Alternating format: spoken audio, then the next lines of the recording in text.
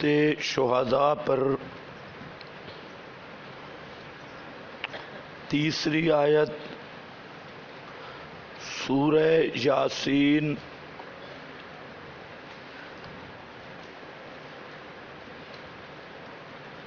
قیل ادخل الجنہ قال یا لیت قومی یعلمون بما غفر لی ربی وجعلنی من المکرمین، صفحہ نمبر 12۔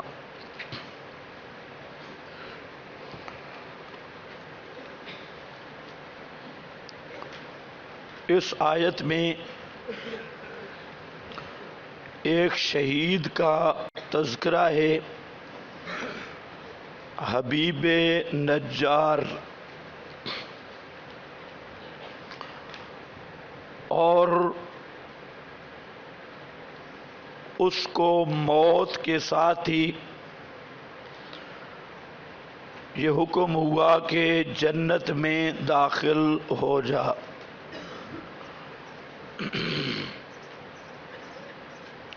اب یہ آیت تو واضح ہے کہ موت کے ساتھ ظاہر بات ہے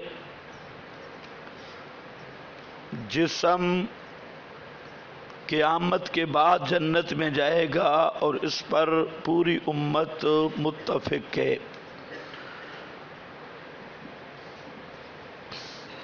قیامت سے پہلے اجساد و اجسام کا جنت میں رہنا، اس کا کوئی بھی قائل نہیں، سب اس پر متفق ہیں کہ جسم کی رہائش جنت میں وہ حساب کتاب کے بعد ہے۔ تو قیل ادخل الجنہ، اس کی روح کو کہا گیا کہ جنت میں داخل ہو، جیسا کہ ارواح شہداء کا ضابطہ آپ نے پہلی 2 آیات میں پڑھ لیا۔ اب یہ آیت بالکل صاف تھی، اس پر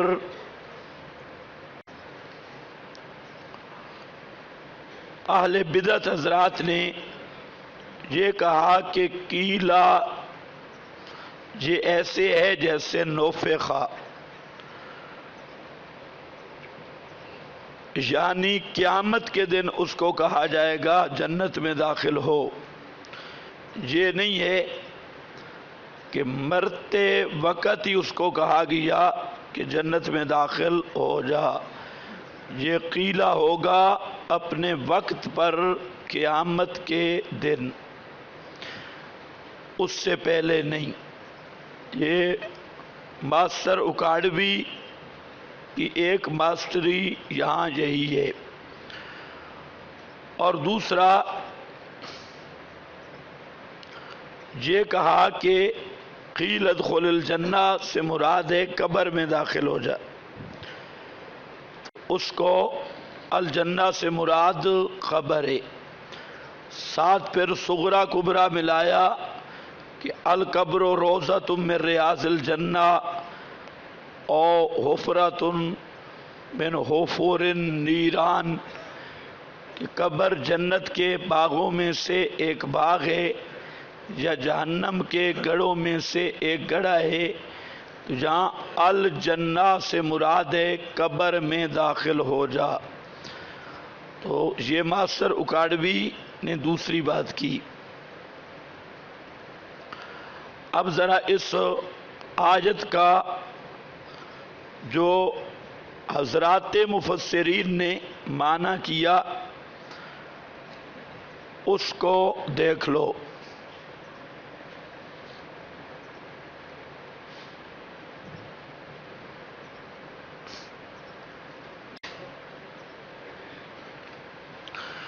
اس میں 2 قسم کی عبارات آئیں گی، کیونکہ ہم نے ان 2 اعتراضات، ان کا جائزہ لینا ہے کہ ایک تو یہ کب خطاب ہوا، قیامت کے دن ہوگا یا مرتے ہی قیل ادخل الجنہ کا خطاب ہے، اور دوسرا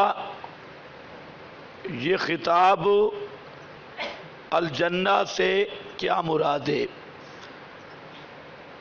ایک بات سمجھ لو کہ القبر روضۃ من ریاض الجنہ سندن روایت صحیح نہیں، اگر وہ سندن صحیح ہو تو ہماری زبردست دلیل ہے کہ قبر شرعی کی تعریف ہو رہی ہے، کہ ظاہر بات ہے القبر روضۃ من ریاض الجنہ، تو ریاض الجنہ یا روضہ وہ جنت میں ہی ہے، اور حفرۃ من حفر النیران وہ جہنم میں ہی ہے، جہنم کے گڑھے، تو اس سے تو قبر شرعی کا ثبوت ہوگا، لیکن وہ چونکہ سندن صحیح نہیں ہے اس لیے ہم کمزور چیزیں نہیں لاتے۔ اب ذرا دیکھو یہاں دو باتیں ذہن میں رکھ لو، بعض حضرات کا ایک کیل آئے گا کہ اس کو روح جسم سمیت جنت میں اٹھا لیا گیا، یہ قیل، لیکن یہ بھی کوئی ہمارے خلاف نہیں ہے، مطلب یہ ہے کہ جہاں زمین میں زندہ نہیں، لیکن وہ ایسا مرجو قول جیسا عادت ہے مفسرین کی لاتی ہیں، تو بعض نے یہ کہہ دیا کہ اس کو زندہ جنت میں اٹھا لیا گیا روح مع الجسد کٹھا، ہے گپ، لیکن وہ گپ بھی ہمارے خلاف نہیں ہے۔ اب دیکھو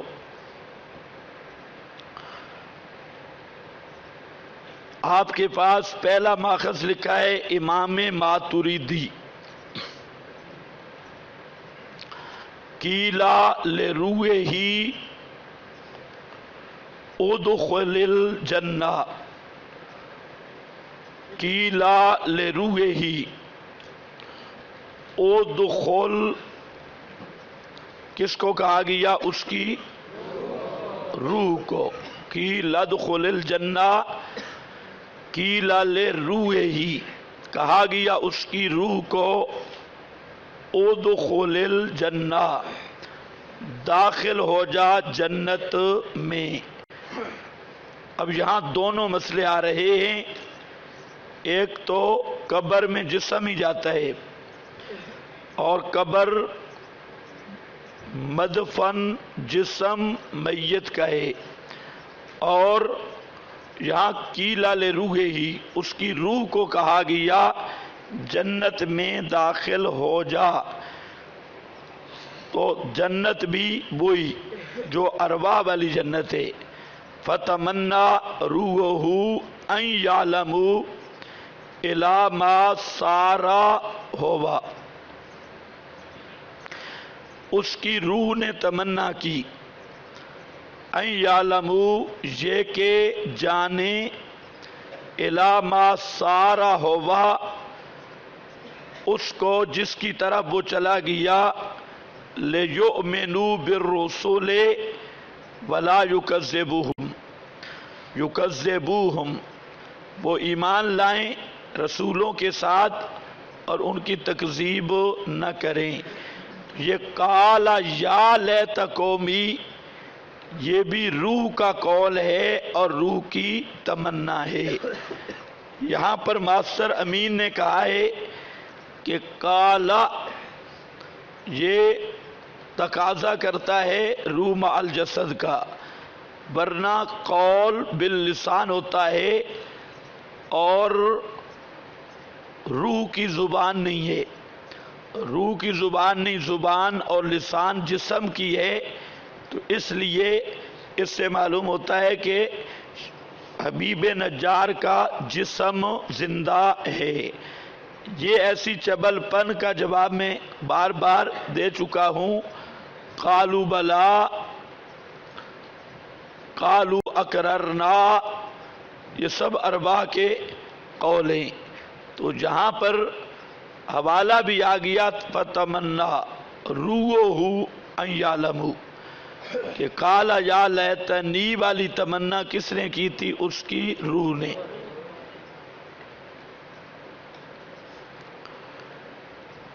زیادہ تر اہل بدعت نے جو چیزیں لی ہیں وہ یہی کہ کھانا پینا جسم کا، قول کیل جسم کا، خوشی جسم کی، تو ان کا اصل وہی نظریہ معتزلہ والا کہ روح ری ہے اور ہوا ہے۔ تو آپ نے دیکھ لیا پہلے عبارات، اب دیکھو ماخذ نمبر 2،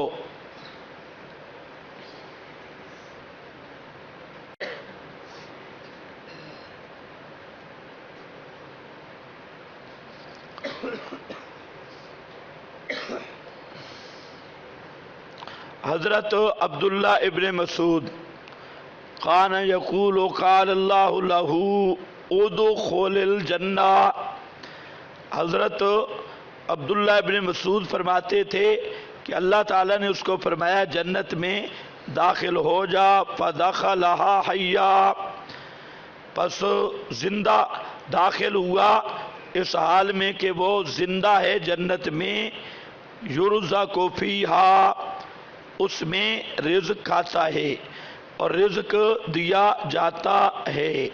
بس یہاں پر نشان لگا لو، اس کی تفصیل اگلی عبارات میں آ رہی ہے۔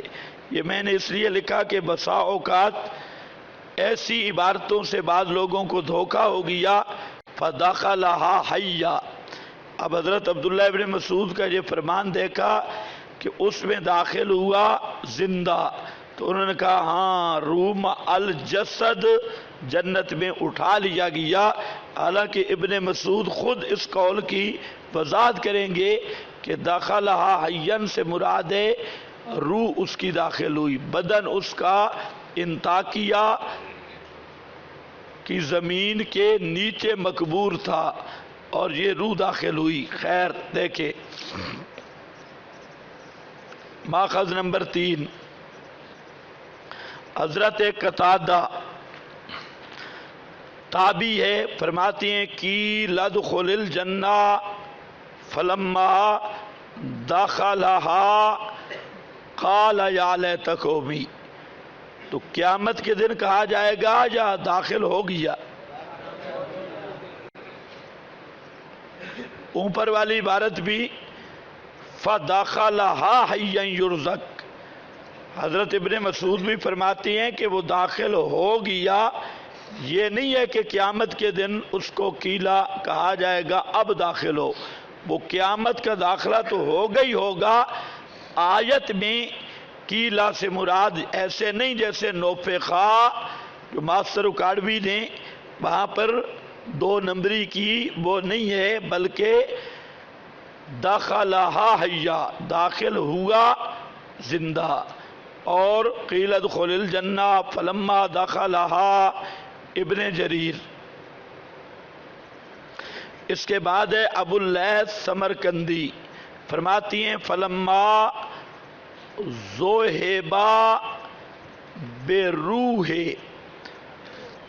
حبیب النجار الی الجنہ، یہ عبارت ذرا دیکھو، فلما ذہبا بروح حبیب النجار الی الجنہ قیل لہ ادخل الجنہ، جب لے جائی گئی روح حبیب نجار کی جنت کی طرف، کہا گیا اس کو داخل ہو جا جنت میں، قال یا لیت قومی یعلمون بما غفر لی ربی،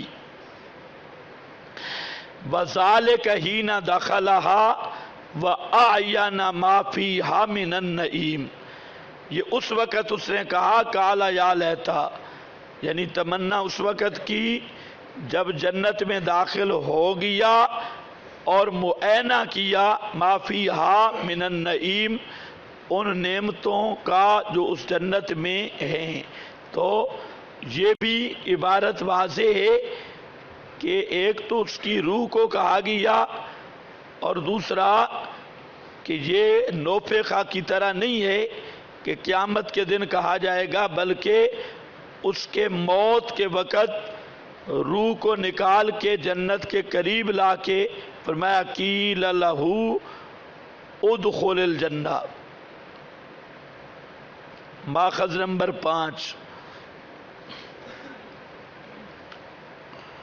قال الحسن، اس حسن سے مراد ہیں حسن بصری، فرماتے ہیں خرقو خرقن فی حلقۃ فعلقوہ، انہوں نے اس کو دیوار پر، شہر کی دیوار پر لٹکا دیا، وقبرہ بانطاکیہ، اور قبر اس کی انطاکیہ شہر میں ہے، فَأَدْخَلَهُ اللَّهُ الْجَنَّةَ، اللہ نے اس کو جنت میں داخل کیا، وَهُوَ حَيٌّ فِيهَا، وَهُوَ حَيٌّ فِيهَا، اور وہ زندہ ہے اس میں۔ اب دیکھیں مبتدا خبر،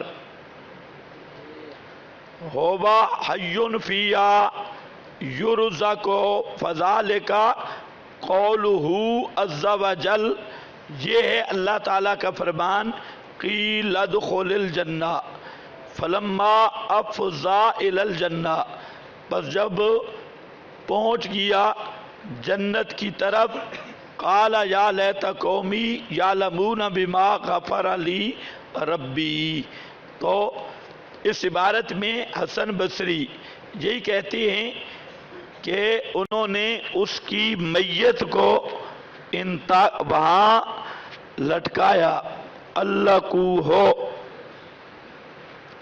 اور قبر اس کی انطاکیہ میں، اور اللہ نے اس کو داخل کیا، وَهُوَ حَيٌّ فِيهَا يُرْزَقُ، اور وہ زندہ ہے اس جنت میں رزق کھاتا ہے، فَذَلِكَ قَوْلُهُ قیل ادخل الجنہ، یہ اللہ تعالیٰ کا فرمان کا یہی معنی ہے، فلما افضا الی الجنہ قال یا لیت قومی۔ تو یہ بھی عبارت اپنے مدلول میں بالکل صریح اور واضح ہے۔ ماخذ نمبر 6، قال القاضی ابو محمد،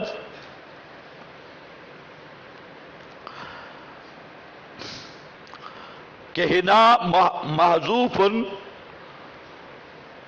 تواترت بہ الاحادیث والروایات، تواترت بہ الاحادیث والروایات، متواتر ہیں اس کے ساتھ احادیث و روایات، وَهُوَ أَنَّهُمْ قَتَلُوهُ، اور وہ یہ ہیں کہ انہوں نے اس کو قتل کیا، وَاخْتُلِفَ كَيْفَ، اس میں اختلاف ہے کہ انہوں نے قتل کس سے کیا۔ اب یہ نشانی لگا لو، تواترت بہ الاحادیث والروایات، کہ احادیث و روایات اس باب میں متواتر ہیں کہ انہوں نے اس کو قتل کیا۔ فقال قتادہ رجموہ بالحجارہ، حضرت قتادہ کہتی ہیں کہ انہوں نے رجم کیا اس کو پتھر کے ساتھ۔ وقال عبداللہ ابن مسعود مشوا علیہ باقدامہم، حضرت عبداللہ ابن مسعود فرماتے ہیں وہ اس پر پاؤں سے روندہ اور پاؤں کے ساتھ اس پر چلے، حتیٰ خرجا، حتیٰ کہ نکل گئی آنتیں اس کی، من دبرہی، فقیل لہو عند موتہ ادخل الجنہ، پس کہا گیا اس کو اس کی موت کے وقت داخل ہو جا جنت میں۔ المحرر الوجیز، علامہ ابن عطیہ کی تفسیر ہے، اس میں ماخذ نمبر 7، قیل لہ ادخل الجنہ فلما دخلها قال یا لیت قومی یعلمون بما غفر لی ربی۔ تو یہاں پر بھی آ گیا قیل ادخل الجنہ لما قتلوہ فَلَقِيَ اللَّهَ قِيلَ لَهُ، جب اس کو انہوں نے قتل کیا، یہ وہ جو قول ہے نا کہ بلا موت روح مال جسد جنت میں چلا گیا، اس کی بھی تردید ہے۔ تو اگر وہ ہو بھی تو وہ ہمارے خلاف نہیں، اہل بدعت کے خلاف ہے۔ قیل ادخل الجنہ لما قتلوہ فلقی اللہ، جب انہوں نے قتل کیا وہ اللہ تعالی سے ملا۔ ماخذ نمبر 8،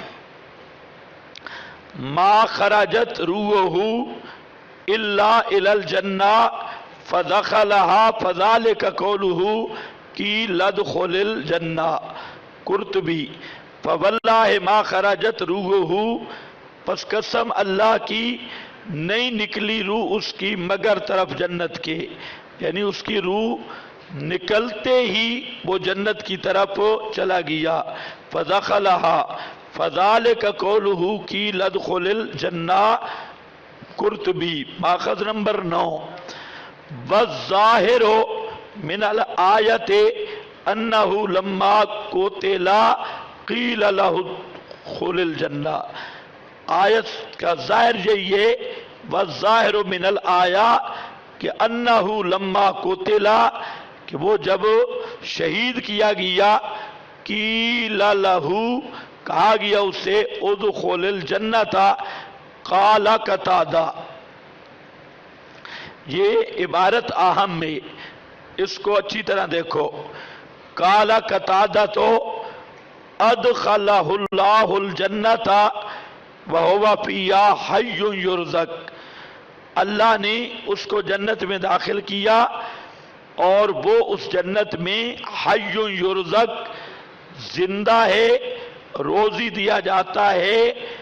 اراد قولہ تعالی بلا تحسبن الذین قتلوا فی سبیل اللہ امواتا، حضرت قتادہ کہتی ہیں کہ لا تحسبن الذین والی آیت سمجھنی ہے تو قیل ادخل الجنہ کو دیکھ لو کہ وہ عند ربہم یرزقون کی اس میں وضاحت آ گئی، اور قیل ادخل الجنہ کہنے سے اللہ تعالی کی مراد یہ ہے عند ربہم کی تعیین کرنا۔ تو اب یہ قتادہ تابعی دوسری آیت کو قرآن کریم کی تفسیر بنا رہا ہے، اور قیل ادخل الجنہ صاف لفظ کہتا ہے کہ اراد قولہ تعالی ولا تحسبن الذین قتلوا فی سبیل اللہ امواتا بل احیاء عند ربہم یرزقون، الا ما تقدم فی آل عمران، جیسے آل عمران میں اس کا بیان ہو گیا۔ ماخذ نمبر 10، اکراما و اذنا فی دخولہا، بے حسابی ہے، فرمایا کہ قیل ادخل الجنہ اکراما و اذنا، یہ بطور اکرام و اذن کے ہے، فی دخولہا اس کے دخول میں، کسائر الشہداء جیسا کہ سب شہداء کی ارواح کو جنت میں داخل کیا جاتا ہے۔ ماخذ نمبر 11، حضرت عبداللہ ابن مسعود فرماتے ہیں انہم وطئوہ بارجلہم، انہم وطئوہ بارجلہم، انہوں نے اس کا روندہ اپنے پاؤں سے، حتی خرجا قصبہ من دبرہ، حتیٰ کہ نکل گئی آنتیں من دبرہ، وقال اللہ لہ، کہا اللہ تعالیٰ نے اس کو ادخل الجنۃ کہ جنت میں داخل ہو جا، فدخلہا پس وہ اس میں داخل ہوا، وہو یرزق منہا وہ رزق کھایا جاتا ہے، دیا جاتا ہے اس جنت سے۔ قد اذہب اللہ عنہ، اللہ نے دور کر دیا اس سے دنیا کی مصیبتیں اور دنیا کے غم اور دنیا کی تھکاوٹیں۔ از ابن کثیر، ماخذ نمبر 12، قیل لہو عند موتہ ادخل الجنۃ وقیل دخلھا حیا۔ یہ وہی سیوطی بلکہ محلی قیل دخلھا حیا، وہ قول دوسرا قیلہ والا۔ تو اس لیے جلالین ضعیف اقوال کا پورا سٹور ہے، جہاں اور کوئی ایسی کچی روایت نہ ملے۔ حالانکہ یہ تفسیر بھی بڑی مختصر ہے، اگر اس تفسیر کو لمبا کرتا تو اللہ جانے کیسا عجائب گھر بناتا۔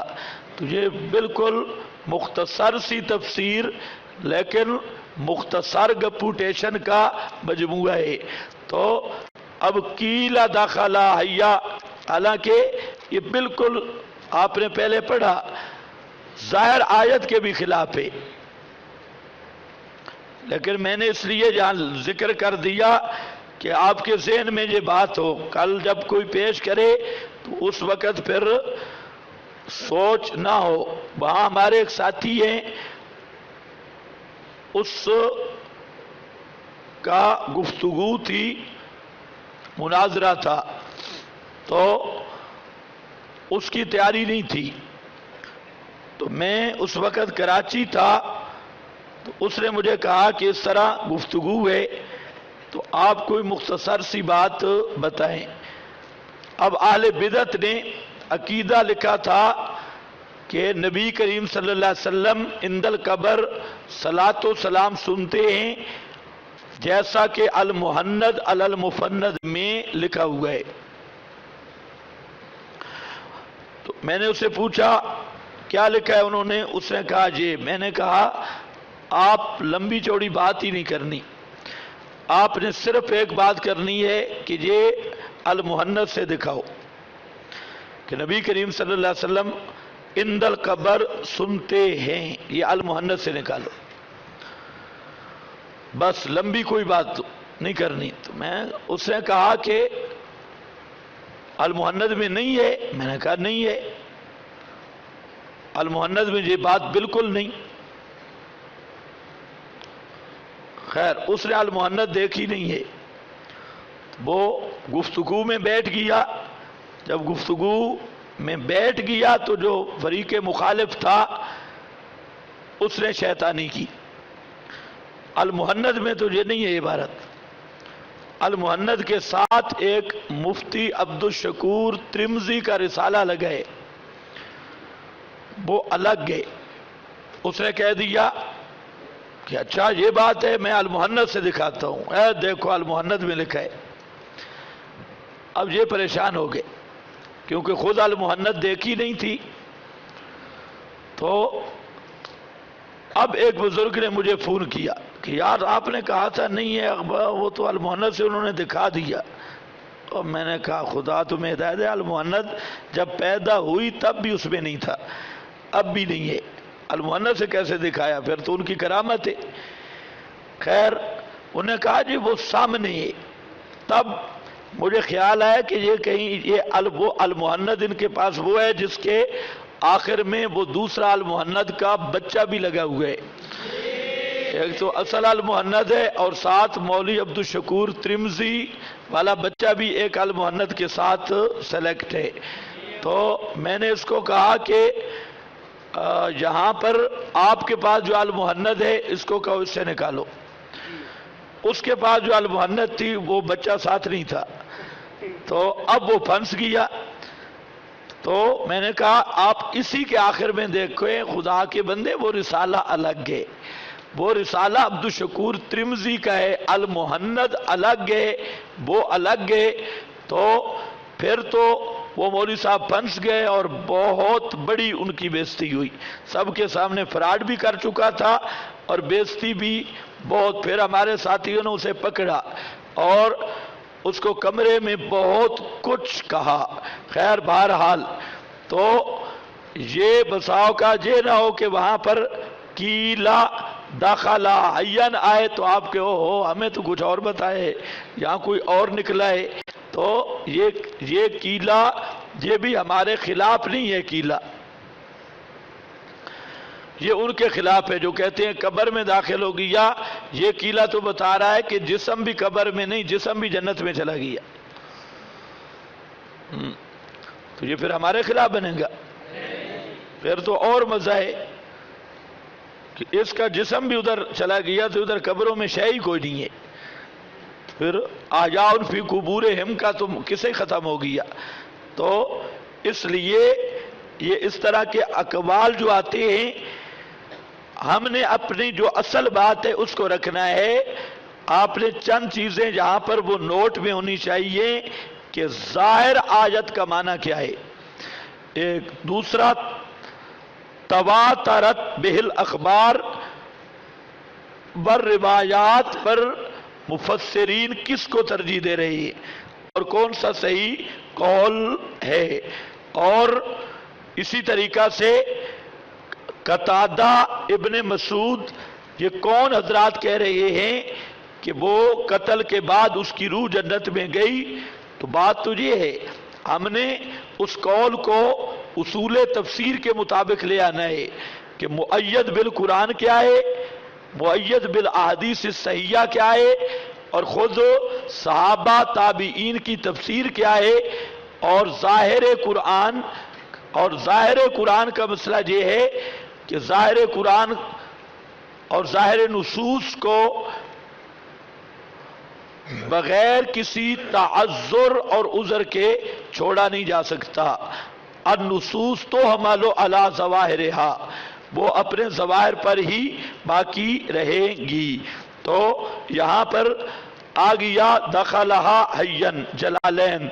ماخذ نمبر 13، قیل ادخل الجنہ قیل لہ ذالک لما قتلوہ اکراما لہ بدخولہا. کہا گیا اس کو داخل ہو جا جنت میں، اور یہ کہا گیا کب؟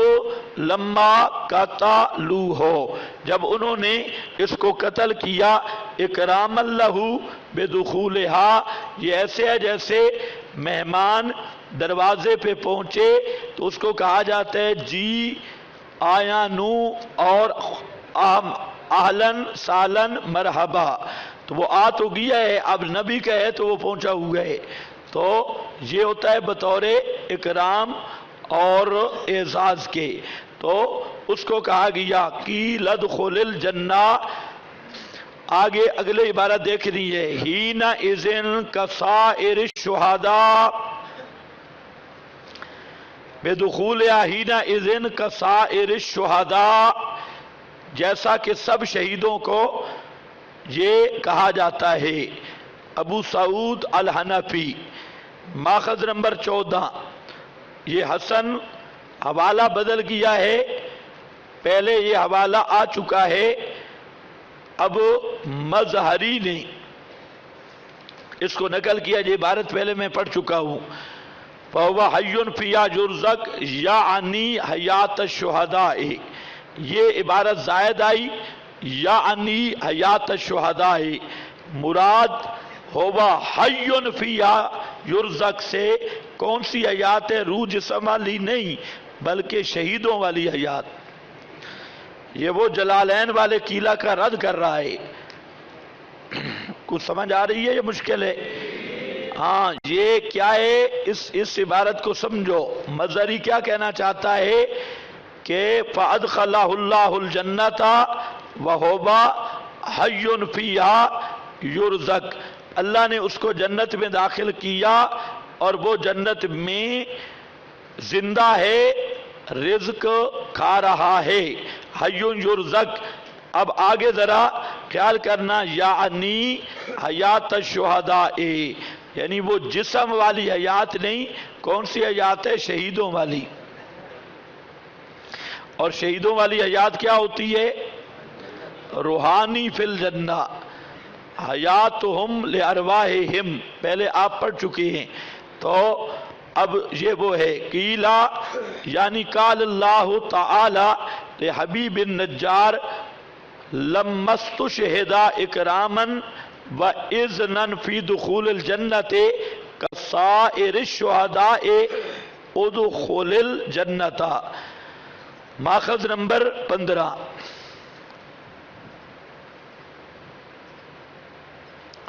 اس ماخذ میں وہی حوالہ آ رہا ہے حضرت عبداللہ ابن مسعود کا،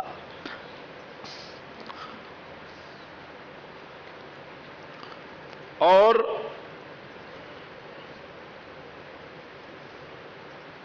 ایک بات زائد ہے، بَأُلْقِيَ فِي بِئْرٍ وَهِيَ الرَّأْسُ، اس کو کنویں میں ڈال دیا گیا، اس کی میت کو، وَدُخُولُهُ الْجَنَّةُ بَعْدَ الْمَوْتِ، اور اس کا دخول جنت مرنے کے بعد ہے، نہ قیامت کے بعد، وہ تو الگ ہوگا، وَدُخُولُ رُوحِهِ وَتَوَافُهَا، اور داخل ہونا اس کے روح کا اور پھرنا اس کا اس میں، کَدُخُولِ سائر الشہداء، جیسا کہ داخل ہیں تمام شہداء، والجمہور علی انہ قتل، جمہور اسی پر ہیں کہ وہ قتل ہوا، اور ارواح شہداء جیسے جنت میں ہیں وہ بھی ہے، والجمہور علی انہ قتل، وادعا، اور دعویٰ کیا ابن عطیہ نے، انہ تواتر الاخبار والروایات، کہ تواترت الاخبار والروایات بذالک، کہ اس مضمون پر متواتر اخبار و روایات موجود ہیں، وقول قتادہ، اور قتادہ کا قول، ادخلہ اللہ تعالی الجنۃ وہو فیہا حی یرزق لیس نصا فی نفی القتل۔ اب یہ بات ہے سمجھنے والی کہ وہ جو ایک قول آیا نا کہ اس کو زندہ اٹھا لیا گیا، وہ غلط فہمی ہوئی ہے قتادہ کے قول کی وجہ سے، اور وہ قول یہی ہے کہ ہوا فیہا حی یرزق۔ میں نے آپ کو کہا اس مجمل عبارت سے بعض لوگوں کو غلط فہمی ہو گئی، اس لیے یہ کہتا ہے کہ لیس نصا فی نفی القتل، قتادہ کا یہ قول بھی قتل کی نفی پر دلالت نہیں کرتا، وفی البحر انہ اراد بقولہ وہو فیہا حی یرزق، اور قتادہ کا قول جب موجود ہے کہ اللہ تعالیٰ نے اس سے مراد وہی لا تحسبن الذین والی آیت، اس کا معنی بیان کیا، تو پھر قتادہ کے قول کی تعویل بما لا یرضی بہ قائلہ کے قبیل سے یہ کرنا جیسے محلی نے کر دی، یہ بالکل صحیح نہیں ہے۔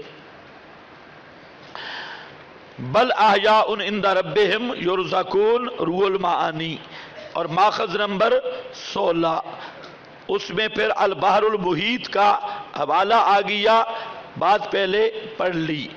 حاصل یہ نکلا کہ یہ 16 مفسرین کی عبارات، اس سب کے اندر وہی بات ہے جو ہم نے کی کہ حبیب نجار کو قتل کیا گیا، اس کا وجود ان کے پاؤں کے نیچے روندا گیا، اس کا جسم انطاکیہ کے کنویں میں مقبور ہوا، اور اس کی روح کو مرتے ہی جنت میں داخل کیا گیا، جیسا کہ سب ارواح شہداء کا ضابطہ اور قانون ہے۔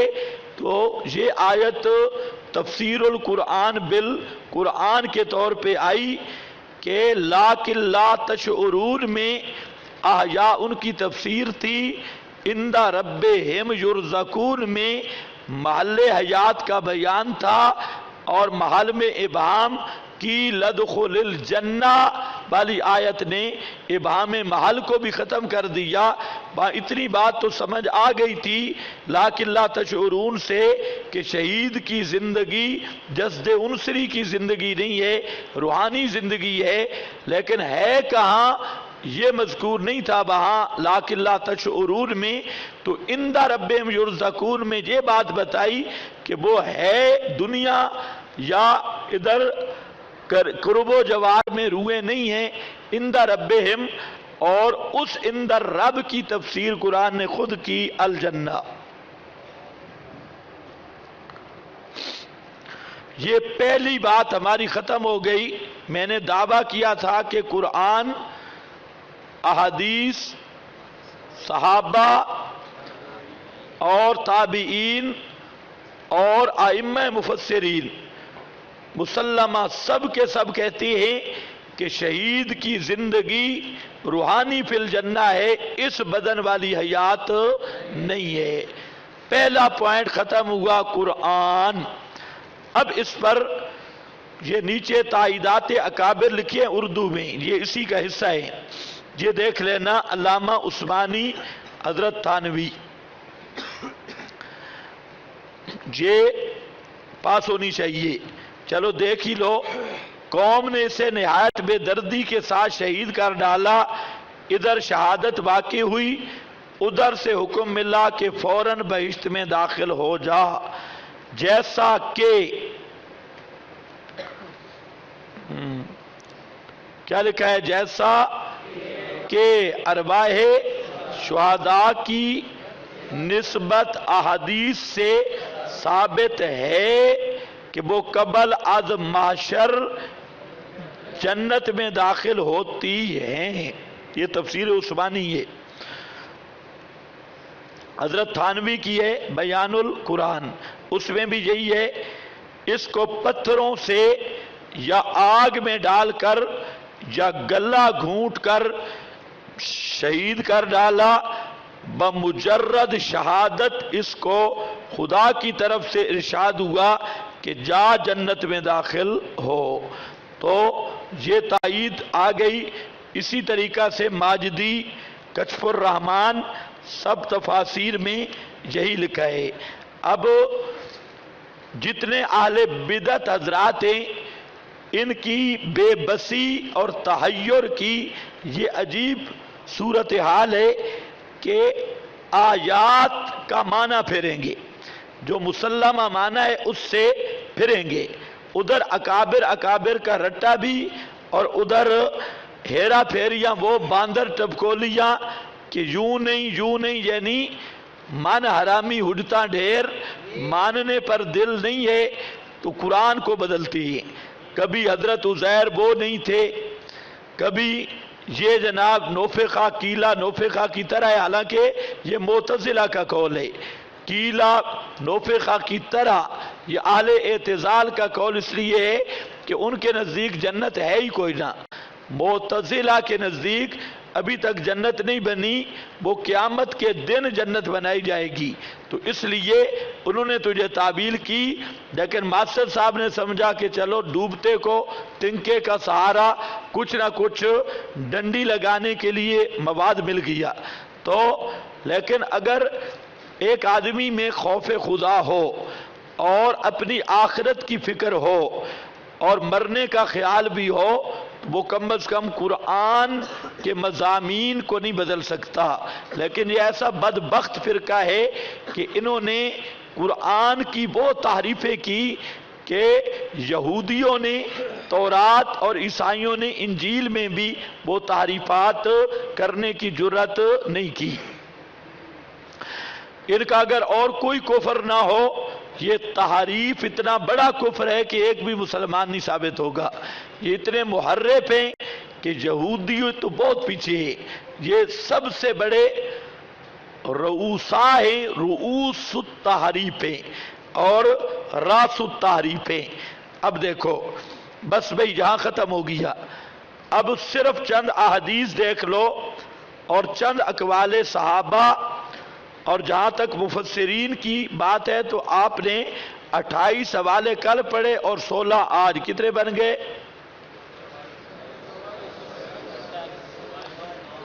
ہاں. تو چلو یہ حوالے ساتھ آ گئے. اب ان کو الگ پڑھنے کی کوئی ضرورت نہیں ہے، یہ سارے حوالے ضمناً آ رہی ہے.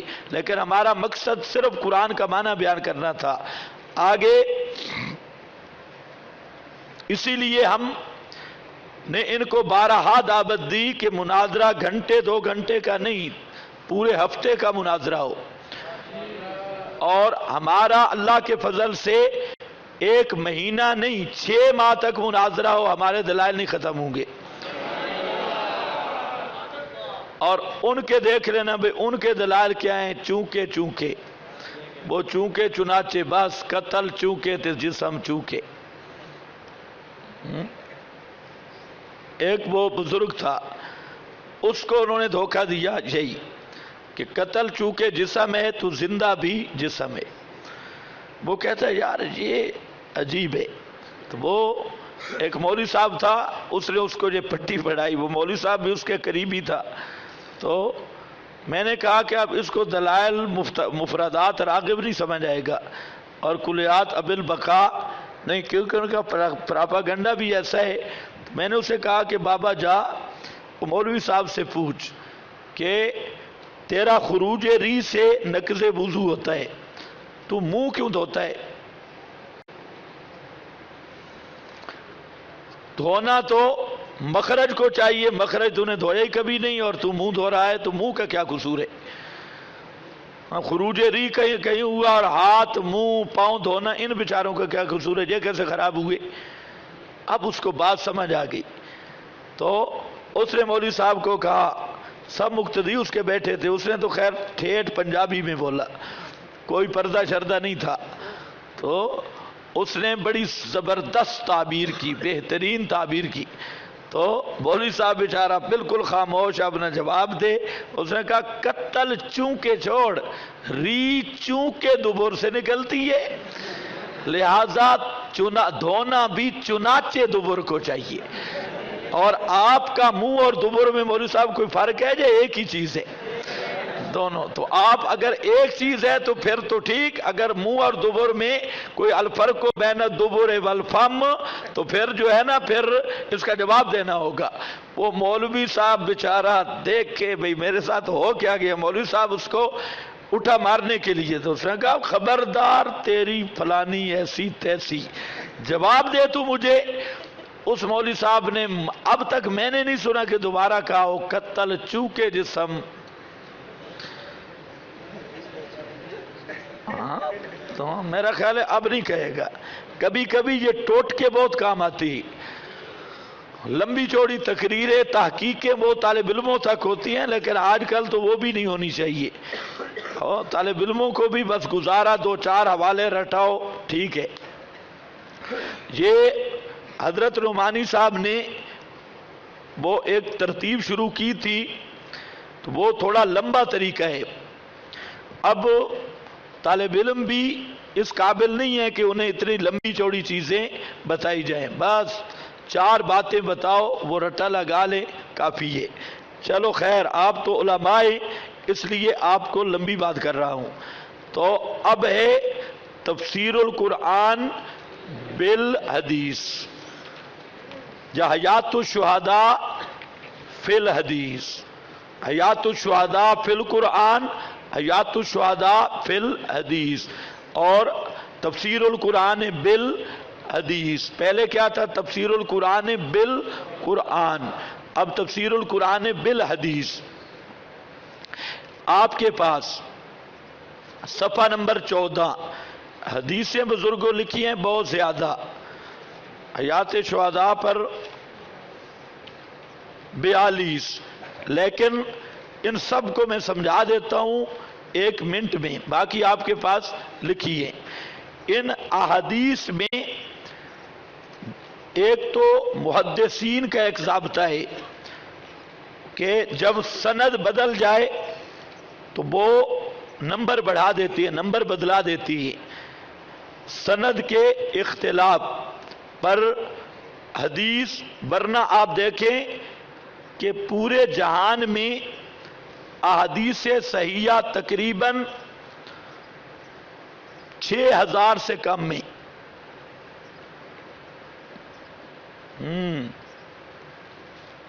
کیا کہا میں نے؟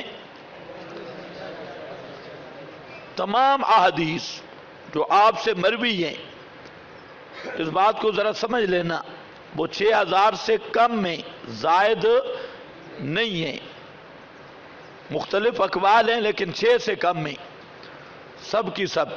چلو 10 کر لو, 4000 اور بڑھا لو, زیادہ سے زیادہ 10 سے اوپر ایک روایت، یہ بھی میں نے ویسے وسعت دے دی ہے ورنہ 6 سے اوپر نہیں بڑھتا، تو 10 سے اوپر نہیں ہے۔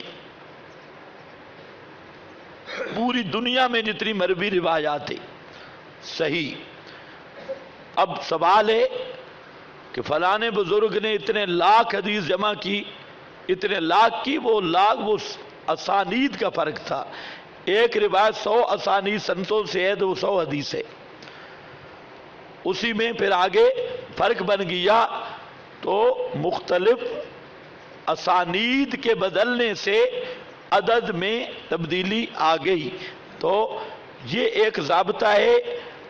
آج کل چونکہ ہمارے مخالف فریق نے ایک طریقہ یہ اختیار کیا، لیکن ان بیچاروں کے پاس چیز کوئی نہیں ہے، ان کے پاس سند ایک ہی ہے، الانبیاء احیاء فی قبورہم، 4 صدی تک ایک راوی آ رہا ہے، دوسری سند ہی کوئی نہیں ہے۔ وہ اب انہوں نے طریقہ کیا اختیار کیا کہ یہ روایت مثلا فتح الباری میں بھی لکھی ہے، فتح الملم میں بھی لکھی ہے، معتم اپنا اور کسی کتاب میں لکھی ہے، بہقی میں، تو انہوں نے 6 کتابوں کا حوالہ دیا اور کیا کہتے ہیں 6 حدیثیں آ گئی، حالانکہ یہ بالکل چبل فن ہے۔ وہ کتاب بدلنے سے حدیثیں نہیں بدلتی، کوئی سمجھیے بات یا نہیں؟ کتاب ایک حدیث 20 کتابوں میں آگے تو 20 حدیثیں بن جائیں گی؟ قطعاً نہیں، صرف یہ ہے اسانید کے بدلنے سے عدد بڑھ جاتا ہے، لیکن کتابیں بدلنے سے عدد نہیں بڑھتا، یہ ایک خیال کرو۔ اس میں بھی انہوں نے فراڈ کیا۔ تو اب ذرا دیکھنا ہے، یہاں پر میں نے مختلف طرق حدیث کے لائے، ایک تو جو ذوق کے تحقیق ہے عام علماء ہیں اور اسانید کا ذوق رکھتے ہیں، ان کے لیے یہ آسانی ہے کہ ایک مضامین کی حدیثیں جمع کی گئی ہیں، اور دوسرا یہ صرف ایک نمونہ اور جیسے اجرا بطور مثال کے ہوتا ہے، ایک مثال کے طور پہ میں لایا کہ ایک ہی روایات کی اسانید، پھر آپ کو اندازہ ہوگا ان سندوں میں روایت وہی ہے، انہی اسانید میں کہیں صراحتاً الفاظ ہوں گے، کہیں ابہام ہوگا، تو پھر اگلی تحقیق ہے درایت کی کہ کسی مسئلہ پر حدیث کو لانا یا دلیل کو لانا، اس کا غور و فکر کے ساتھ تقریب تام جہاں ہوگی وہ لفظ لے آؤ، اور معلومات سب ہوں لیکن ہر چیز کو اپنے موقع پہ لے آؤ، جہاں جس لفظ کی ضرورت ہے وہاں، اور یہ لفظ صرف ایک حدیث میں آپ کو نہیں مل سکتے، ایک ہی حدیث جابر مختلف اسانید کے ساتھ مختلف جگہ پہ آئے گی تو الفاظ میں فرق ہوگا، لیکن اب آپ کا کمال ہے کہ آپ نے دیکھنا ہے کہ اس جگہ پہ ہم نے فلاں لفظ لانا ہے، فلاں عبارت لانی ہے، تو اس لیے یہاں پر فی نفس ہی 35 احادیث ہیں جو بغیر تکرار کی، لیکن یہ اسانید زیادہ ہیں تو یہ آگے بھی جا رہی ہیں، یہ تو بہت زیادہ ہیں۔ چلو اب دیکھیں، پہلی حدیث ہے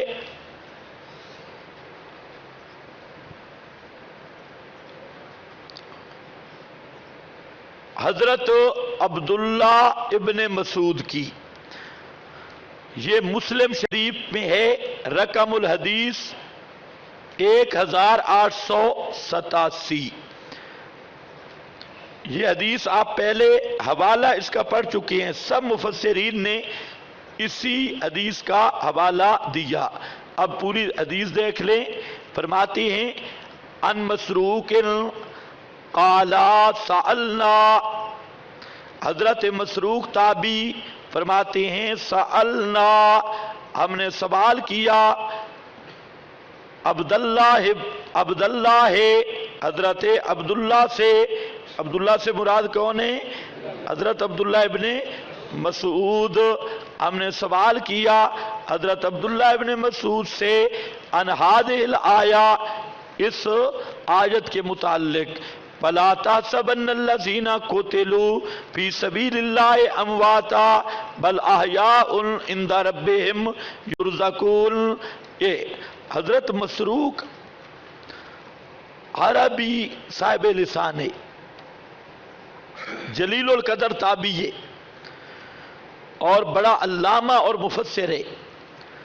حضرت مسروق کو اشکال پیش آیا. کیوں؟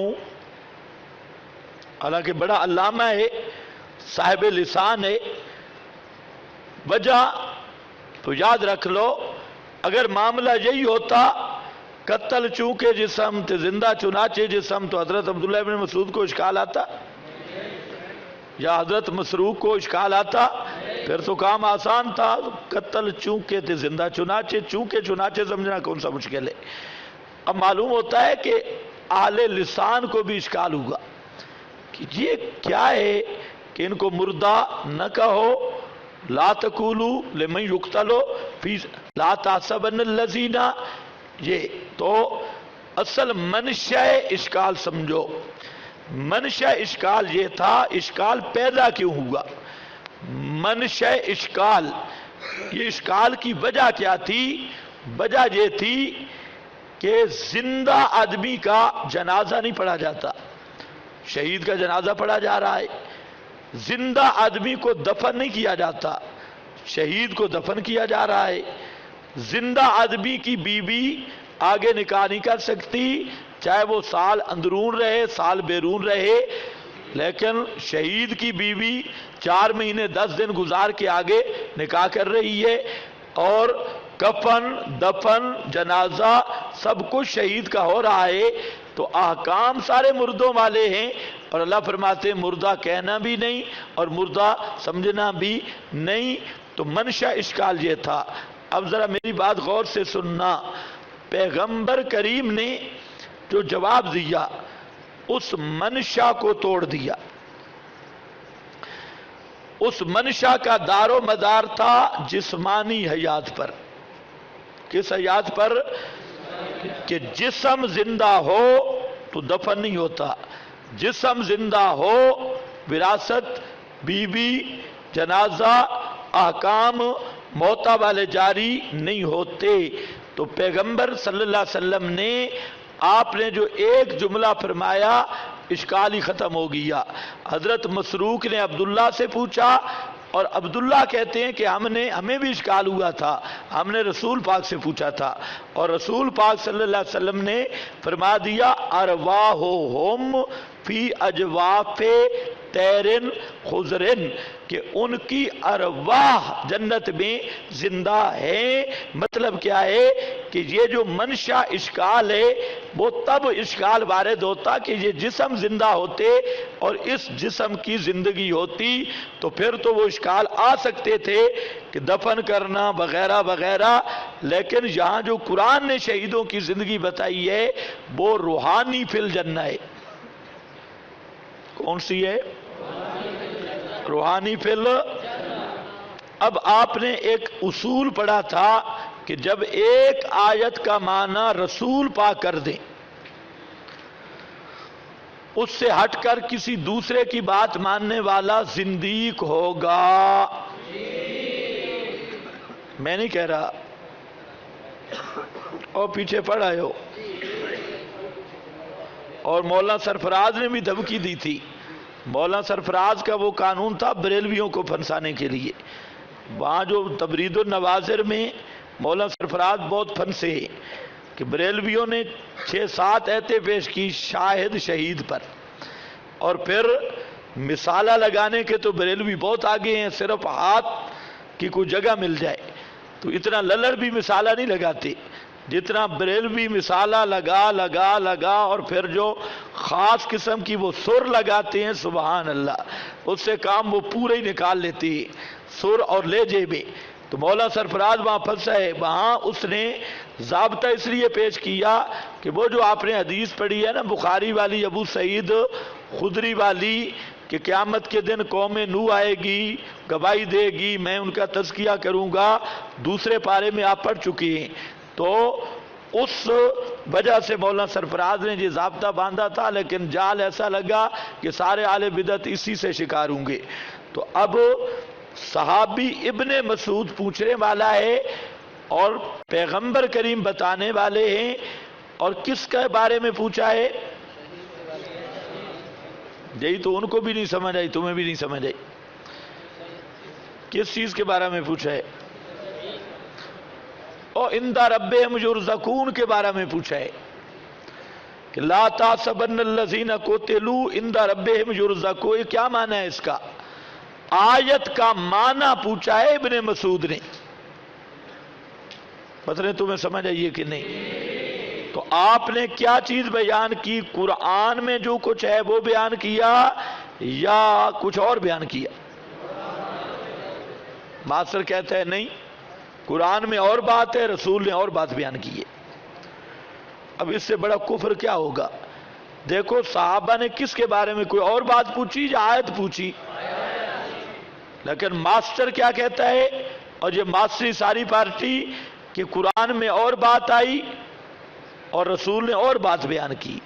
اور جو صحابہ ہیں وہ کہتے ہیں کہ سألنا عن هذه الآیہ، ہم نے اس آیت کے بارے میں پوچھا، اور رسول پاک نے اس حدیث میں اس آیت کا معنی بیان کیا ہے، کوئی الگ مضمون نہیں بیان کیا۔ اللہ کرے تمہیں سمجھ آئے۔ اس ماسٹر کے شبہات بھی یوسوسو فی صدور الناس اور القى الشیطان والے، ان الشیاطین لیوحون الی اولیائہم۔ چلو نماز پڑھ لیں۔